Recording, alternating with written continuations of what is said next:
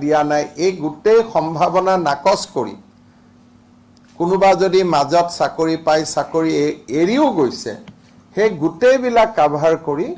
আমি 22,765টা পদৰ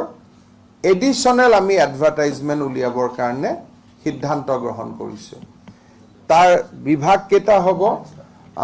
অসম ৰাজ্যিক বিদ্যুৎ পৰিষদৰ তিনিটা কোম্পানীৰ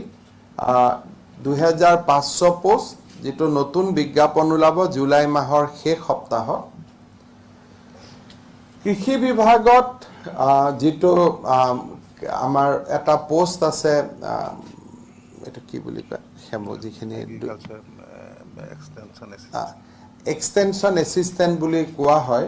তাতে আমাৰ 2,500 পোষ্ট ওলাব 2,500 এটো গ্ৰেড 3 পোষ্ট হয় গ্ৰাম সেবক বুলি যেটো কোৱা হয়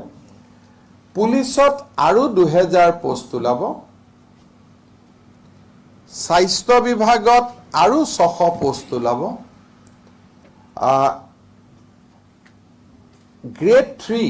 অসম চৰকাৰৰ বিভিন্ন বিভাগত ওলাব 2,519 টা গ্ৰেড 4 বিভিন্ন বিভাগত ওলাব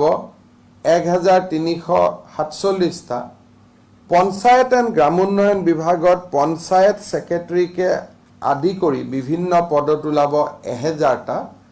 আৰু শিক্ষা বিভাগৰ তিনিটা ক্ষেত্ৰতে এলিমেন্টাৰী হায়াৰ সেকেন্ডাৰী আৰু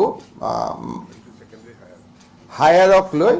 আৰু পোষ্ট ওলাব 10,219 টা তাৰমানে 1 লাখ নিযুক্তিৰ বিপৰীতে আমি 1 লাখ প্ৰায় 15,000 আমি নিযুক্তি কৰিম যাতে কোনোবা ওভাৰলেপিং ওয়েটিং লিষ্ট হলেও